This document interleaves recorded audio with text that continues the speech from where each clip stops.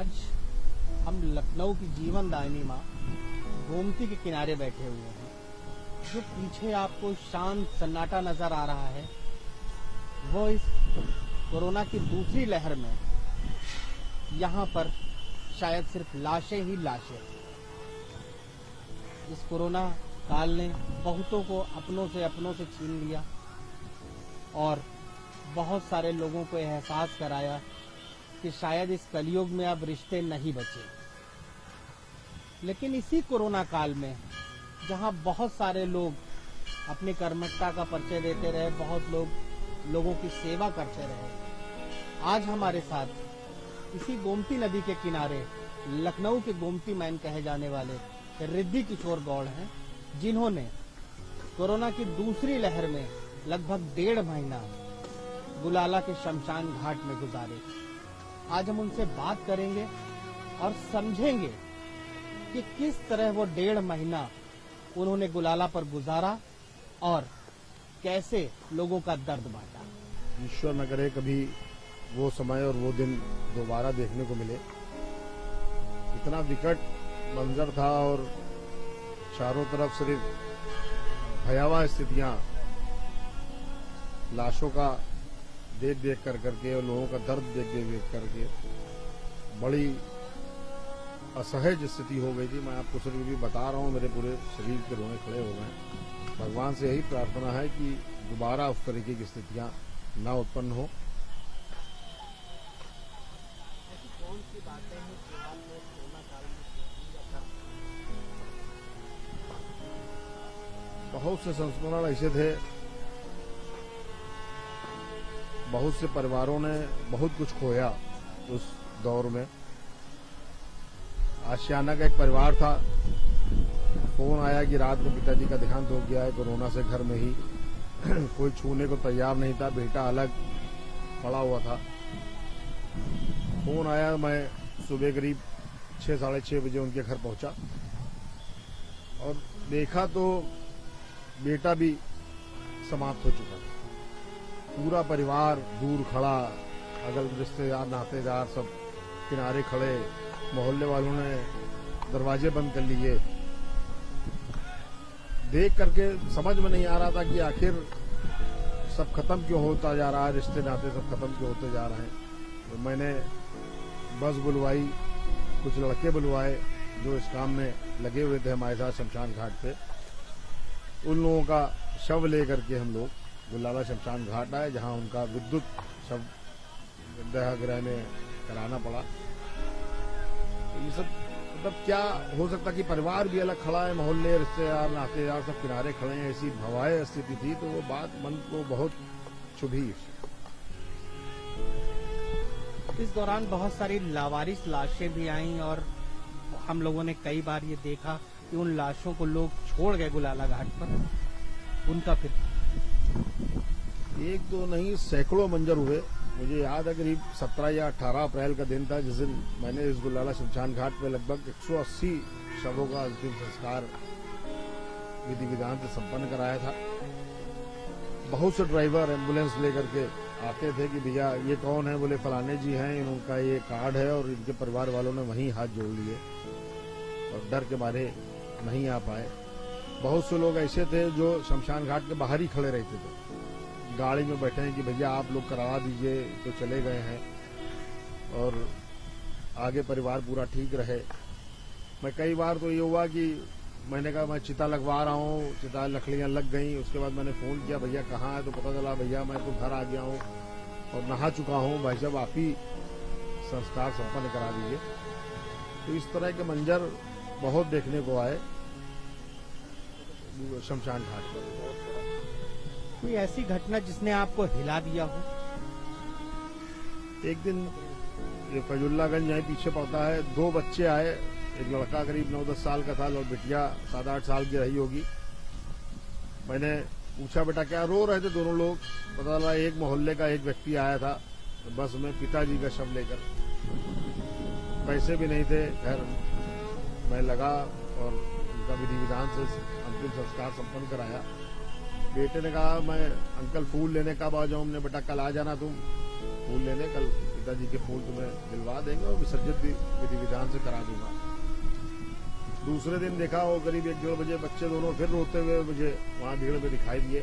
मैं उनके पास गया, मैंने कहा ये फूल लेने आए होंगे। मैं जब गया मैंने बच्चों से कुछ पूछना चाहा तो वो बिटिया चिपक के मेरे बहुत जोर से रोने लगी। हमने बेटा क्या हो गया? बोले मम्मी की देहांत हो गया, मम्मी का शव ले गया।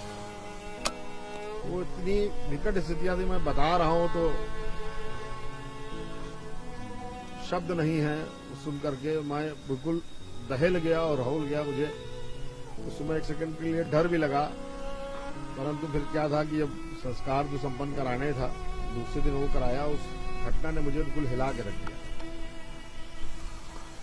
उस कोरोना काल में जब लोग लावारिश लाशों को छोड़ रहे थे, टच नहीं कर रहे थे, लोग अस्थियां तक लेने नहीं आ रहे थे, तब उन अस्थियों का क्या किया आपने? शवों का तो शव आप दाह करते रहे, लेकिन अस्थियों का क्या? पारंपरिक रूप से तो लकड़ियों से होना चाहिए संस्कार, परंतु बहुत से ऐसे थे जो बिजली से संस्कार किए गए, इलेक्ट्रॉनिक से किए गए। शव लेने जो शव के बाद में शवदाह के बाद अस्थियां लेने जो नहीं आए वो काफी 19-1, 17-1 और 12-1 कई जगह मैंने एकत्र कराई थी। अखबार में गजट भी कराया कि जिनकी अस्थियां हैं वो आकर के ले जाएं, परंतु बहुत से लोग ले भी गए और नहीं आए जिनका। तो हम लोग, हमारी जो संस्था है शुभ संस्कार समिति है, गुल्लाला घाट शमशान विकास समिति, उसका मैं मंत्री हूँ। हमारे साथ आशीष अग्रवाल, श्यामू यादव आदि लोग, हम लोग बिठूर गए और बिठूर में जाके उनका विधि विधान से गंगा जी में विसर्जन कराया। इस कोरोना काल में जब लोगों को जीवन निर्वाह करना मुश्किल था, तब किस तरह आपने इन चीजों को समेटा और लोगों को सहयोग किया? बड़ा विकट समय था। पत्नी बहुत नाराज की, लोग तो घर में बैठे हैं, आप सुबह से शाम तक, रात तक शमशान में रहते थे। वो 1.5 महीने का जो वक्त काटा वो ईश्वर न करे वो दोबारा देखने को मिले। 1.5 महीने तक मैं लगातार अपने घर के मंदिर में सोया, 6 लोअर, 6 टी-शर्ट, अंगोछा यही रहता था। रात में भी कि 10 बजे, 11 बजे, 12 बजे जब भी शमशान से लौटता था तो गर्म पानी गीजर चला करता था, सारे कपड़े डाल करके मैं नहा करके मंदिर में सोया करता था। पत्नी और रिश्तेदार काफी मुझसे खफा थे, नाराज थे, परंतु जो मंजर चल रहा था लोगों का दर्द बांटने का वो जो समय था, उसको देख करके अपने आप को रोक नहीं पाता था। रात में भी 11 बजे फोन आ गया कि भैया जीजा जी का शव लेके आ रहे हैं, पिताजी का लेकर के आ रहे हैं, भैया आ जाइए, 2 मिनट के लिए आ जाइए। तो अपने आप पैर उधर शमशान घाट की तरफ बढ़ने लगते थे। फिर कोई भी रिश्ते नाते उस समय मुझे अपने परिवार के नहीं दिखाई देते थे। 2 बार जरूर डर लगा जब परिवार के बड़े लोगों ने, जो घर के संरक्षक थे, उन लोगों ने जब मना किया कि तुम ये क्या कर रहे हो, तुम्हारे पीछे भी पूरा परिवार है और लोग अपने घरों में बैठे हैं, तुम जा रहे हो। समझ नहीं पाता था कि आखिर क्या करूं। जब किसी का फोन आता था उसमें हमारे परिवार के संरक्षक उप मुख्यमंत्री डॉक्टर दिनेश शर्मा जी का, बड़े भाई हमारे नगर विकास मंत्री श्री आशुतोष टंडन जी का, ये लोग भी कोरोना संक्रमण से ग्रस्त थे। और जब ये मेरा इनको जानकारी मिली कि मैं लगातार शमशान में खड़ा हूं, संस्कार करा रहा हूं, रात में इन लोगों का कई बार फोन आया कि तुम नहीं जाओगे, कल से नहीं जाओगे। सुबह मैंने सोचा कि नहीं, इन लोगों ने मना किया, घर में रोका जाए, परंतु फिर किसी का फोन आ जाता था कि भैया लकड़ी नहीं मिल रही है या वहां पे बड़े टाइम लग रहा है, व्यवस्थाएं नहीं है, तो नहीं रोक पाता था। फिर जाना पड़ता था और जा करके उनका संस्कार विधि विधान से संपन्न कराना था। कोरोना काल की जितनी मदद आपने लोगों की तो उसकी कोई उपलब्धि जो हमारे दर्शकों के साथ आप शेयर करना चाहेंगे? उपलब्धि यही रही कि लगभग प्रयासों से ये रहा कि सबका विधि विधान से संस्कार संपन्न हो। एक गोरखपुर का बड़ा करोड़पति परिवार था, पति पत्नी, लड़का बहू और पोता पोती सब मेदांता में कोरोना से एडमिट। वहां इत्तेफाक से पत्नी का देहांत हो गया, ये हुआ कि लावारिश में चली जाएगी। गोरखपुर में एक मित्र रहते हैं, उन्होंने मेरा नंबर, उनको अग्रवाल साहब थे, उनको उपलब्ध कराया। उनका फोन आया, बेचारे बहुत रोने लगे फोन पे कि ऐसा ऐसा हो गया। हम लोग सब लोग गोरखपुर के हैं और सब लोग एडमिट है मेदांता में, संस्कार कैसे संपन्न होगा। मैंने कहा नहीं बाबूजी, आप मेरा नंबर लेकर ड्राइवर को भेजिए। एम्बुलेंस उनकी पत्नी के शव लेकर के आया। उनकी इच्छा थी कि इनको चुनरी भी उड़ जाए, थोड़ा सा सुहाग का सामान भी उनके साथ रखा जाए, चंदन लग जाए, घी लग जाए। तो हमारा प्रयास पूरा रहा और उसको उन सब चीजों को विधि विधान से उनको ऑनलाइन दर्शन भी कराया। मेदांता में उन्होंने व्हाट्सएप पे मैंने कॉल करके उनको दर्शन कराया। वो बड़ा मंजर विकट था उनके लिए भी और मेरे लिए भी। उपलब्धि ये रही, करीब 80 के 90 बच्चे हमारे साथ गुलाला शमशान घाट पे थे जो शवों का संस्कार कराने में लिप्त थे। उनको ग्लव्स दिलवाना, उनको लिम्सी की टैबलेट दिलवाना, गर्म पानी खिलवाना, सुबह केले और फलों का भोजन, दोपहर में उनको भोजन, रात में भोजन। उपलब्धि ये रही कि जितने भी बच्चे मेरे साथ वहां पे लगे थे, मेरी उपलब्धि यही रही कि कोई भी बीमार नहीं होने पाया, किसी को बुखार नहीं आया।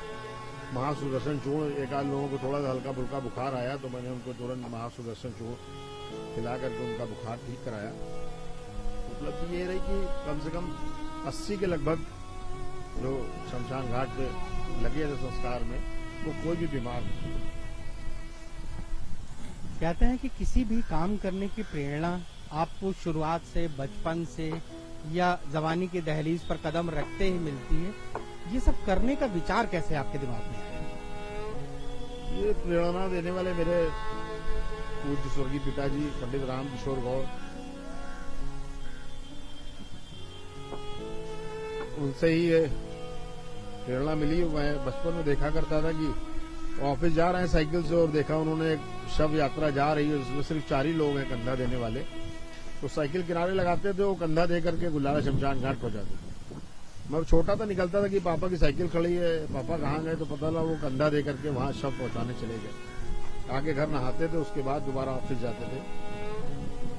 प्रेरणा और संस्कार सब उनके मिले हुए हैं और उन्हीं के माध्यम से, उन्हीं का आशीर्वाद है जो मैं 1.5 महीना इस कोरोना काल में खड़ा रहा और कुछ नहीं हुआ।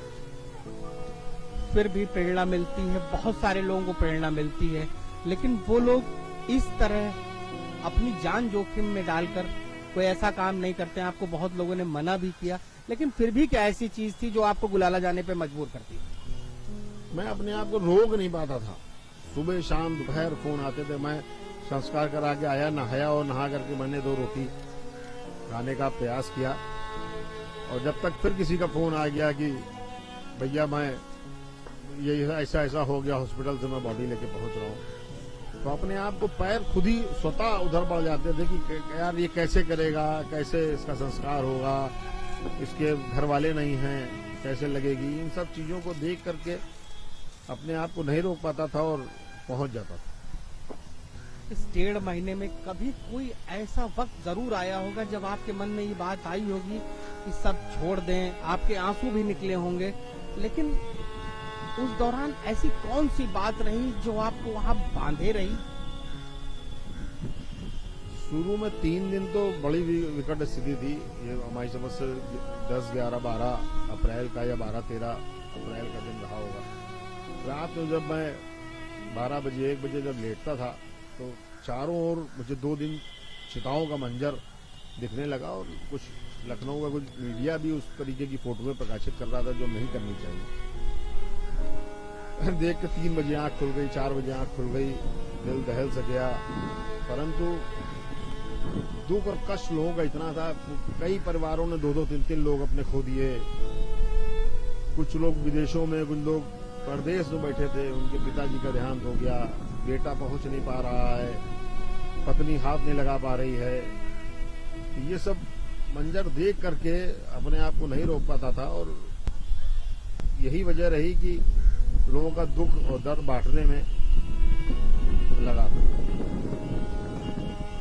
कुछ लोगों से हमारी उस दौरान जो जीवित रहे उनसे बात हुई, उन्होंने कहा कि आप अकेले में बैठकर गुलाला में कई बार रोया करते थे। रोया, भावुक हुआ। अभी मैंने मंजर आपको बताया बच्चे का, उन दोनों बच्चों का इत्तेफाक से मैंने नंबर लिया था, मेरे पास नंबर कहीं मिस हो गया, तो मैं बाद में जाके इनसे मिलूंगा जा करके। वो मंजर देखे कि अभी आपको बताया मैंने, पिता और बेटा 2 लोग एक साथ चले गए, कहीं पति पत्नी एक साथ चले गए। तो वो सब मंजर देख के दिल दहलता भी था, कई बार बहुत भावुक हुआ, परंतु फिर अपने आप को संभाला और संभालने के बाद